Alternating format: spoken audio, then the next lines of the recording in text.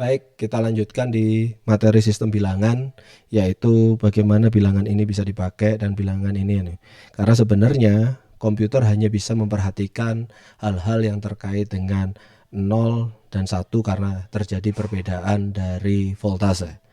Nah, ini representasi biasa yang umum dipakai. Oleh karena itu untuk encoding kita akan ambil 8 bit, 8 bit, 8 bit, sehingga rentang nilainya adalah dari 00 hingga 255 representasi satu-satu.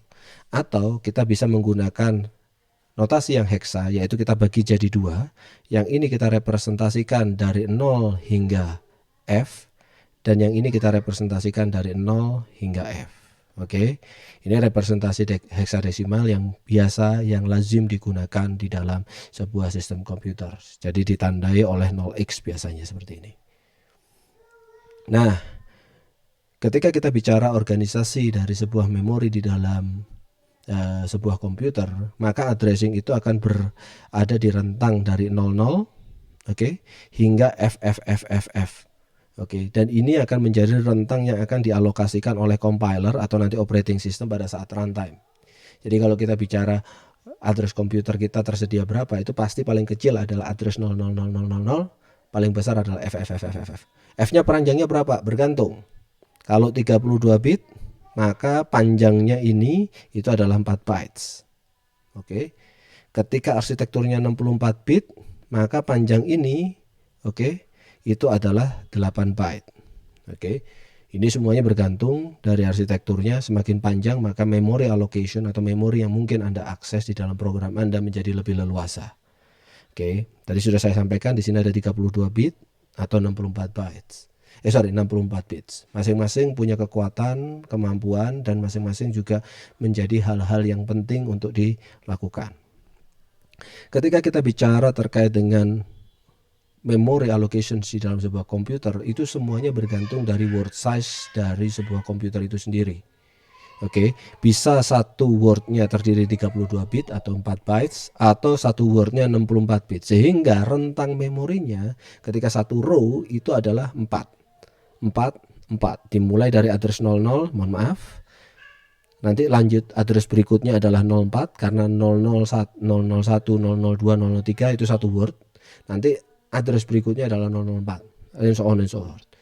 Sehingga itu teman-teman harus perhatikan, karena itu bergantung dari arsitektur dari mesin yang teman-teman mau gunakan.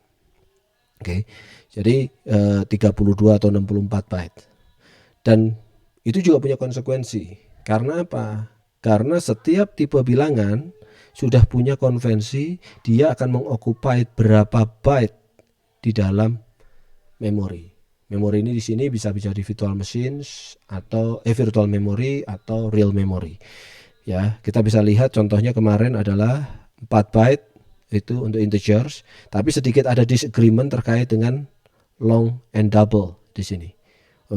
Intel IA32 punya 10 sampai 12, tapi tipikal X32 ya, 32 bit ya. Jadi kalau zaman dulu kita ngeran XP dan kawan-kawan itu adalah 8, tapi arsitektur yang banyak sekarang adalah X864, itu adalah 16. Nah, masing-masing kebutuhan ini kita nggak bisa, teman-teman harus baca, karena beberapa event arsitekturnya X86 tergantung dari bahasa pemrogramannya, tergantung dari compilernya. Jadi harus hati-hati dalam memprogram. Kita pakai mode mesin seperti apa, lalu development stack yang kita pakai, cara menghandle memori dan tipe itu seperti apa. Sebagai contoh, kita punya yang namanya Sun Microsystem, atau dulu Mac itu menggunakan PowerPC, atau sekarang kita menggunakan yang Ethernet. Itu sistemnya adalah menggunakan Big Endian. Artinya apa? Kalau teman-teman punya bilangan seperti ini, representasi heksa, kita bisa lihat di Big Endian bahwa least significant byte akan ditaruh di depan. Taruh di address yang lebih besar. Jadi ini LSB-nya adalah di sini. Sedangkan kalau kita bicara Little Endian, LSB-nya ada di address paling kecil. Nah, ini semua harus diperhatikan, karena kalau nanti teman-teman salah baca gitu ya, maka bisa kebalik gitu ya. In other words, kayak kita bicara angkanya adalah harusnya Angkanya kan kita bicara, kalau kita bicara LSB itu kan dibacanya mulai dari yang besar dulu ya, kalau kita pakai desimal 01234567. Tapi ketika kita tahu bahwa itu adalah Little Endian, yang kita baca harusnya bukan dari depan, karena ini angka yang terbesar kan ya, tapi kita harus dari belakang, karena yang terbesar dari sini. Ini umum nih. Ini kalau kita pakai Ethernet package ya, yang network itu adalah ini, tapi x86 gitu ya, itu adalah di sini. Jadi harus ada. Nah oke, kalau saya nggak pernah ngebalik kok. Oh iya, Anda nggak pernah ngebalik karena itu sudah dilakukan di device driver dan di operating system yang melakukan shifting itu. Jadi 7 oscillator lah yang melakukan itu.